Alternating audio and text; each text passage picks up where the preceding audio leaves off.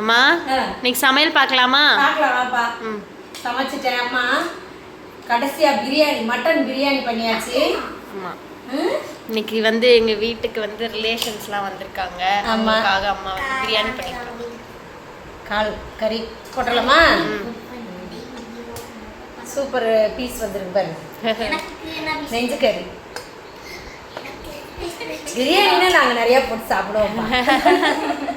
Taste தான் இன்னும் பார்க்கல, இனிமேல் தான் பார்க்கணும். சரி, இது வந்து சிக்கன் 65 பண்ணியாச்சு. அது வந்து வச்சிடலாம். அப்புறம் முட்டை முட்டை பிரியாணினாலே முட்டை தானே. அப்புறம் ஆனியன் ரைத்தாவும் வச்சுக்கலாம். கேரட் தேடினேன், இன்னைக்கு அம்மா கேரட் வாங்கலைல்ல, அது கிடைக்கல. அதனால சரி திரும்ப ரைத்தாவே பண்ணிடுவோம் ஆனியனு அப்படின்ட்டு பண்ணியாச்சு.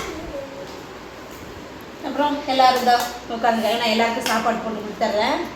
லிஸ்ட்டுக்கு முதல்ல இன்னைக்கு என் மருமகளுக்கு இதாப்பா சாப்பிடுங்கப்பா. இன்னைக்கு பிளேட் வந்து அவங்களுக்கு. அப்புறம் அக்கா அக்கா அக்கா அக்கான்னு சால்விக்கு ஒரே குஷி அக்காவை பார்த்த உடனே. அக்கா சூடு இது விட்டுருச்சு அவரை.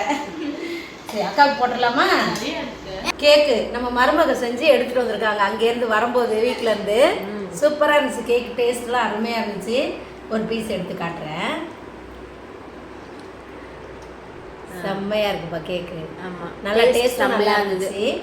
பரவாயில்ல, நானும் ரெசிபி கற்றுக்கிறேன் மருமக கிட்ட.